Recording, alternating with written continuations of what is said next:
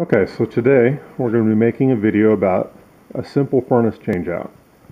So this is an old ream furnace, a little over 20 years old. And the reason it's simple is one, we're in the garage, so the truck is right there. And two, we're going to put in an 80% furnace, an 80% two-stage furnace.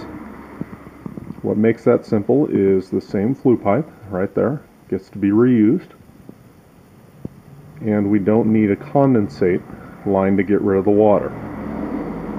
So proximity to the tools in the truck, not having to set up plastic and protection for the house, and a simple furnace. So we'll go through it step by step as the day goes on. The reason I wanted to go with this one to start with is one, start with simple, and two, there's a lot of things involved in a simple furnace change out that makes it a complete job, and I just wanted you to be able to see that. One thing that you would have seen earlier in the video, but I wanted to make more clear, all that duct above the old furnace. So I'd started taking it apart and stopped for this. This is all regular steel duct wrapped with fiberglass insulation. The point here is all these dark spots are leaks. The reason they're dark is the system is pulling air into those leaks on this is the return, and pushing it back out on the supply. And fiberglass makes an excellent filter. So what you're seeing is where the air leaks through the fiberglass and is filtered by the fiberglass and leaves a dirt mark. And to that point, we're going to remove a small portion of it. And you can see underneath joints. Now, this one here, you can see was tape. Now the tape is dried and pulled off, but definitely better than nothing, which is what they didn't do here. If we put the fiberglass back, we can see the dirt line really isn't there where the tape is. So although duct tape is no longer the common duct sealing product, it's better than nothing. And here's a big one. You can see here, there's a little bit of tape here, but along this part of the joint, where the round duct meets the square duct, no sealant at all. Very common on older installs. So two things are going to happen here. One, all this is going to get sealed with a paint-on mastic product.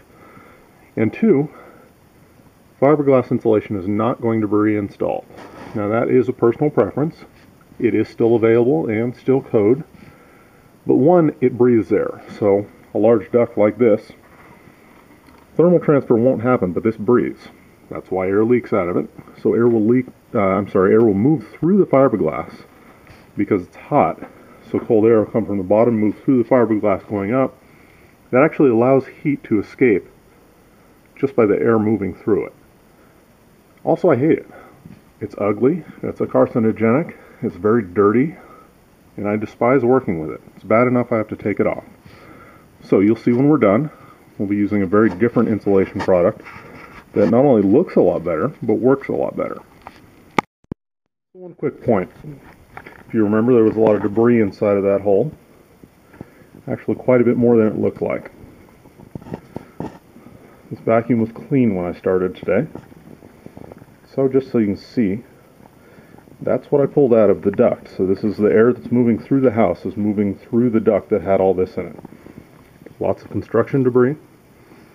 Actually quite a bit of rodent droppings.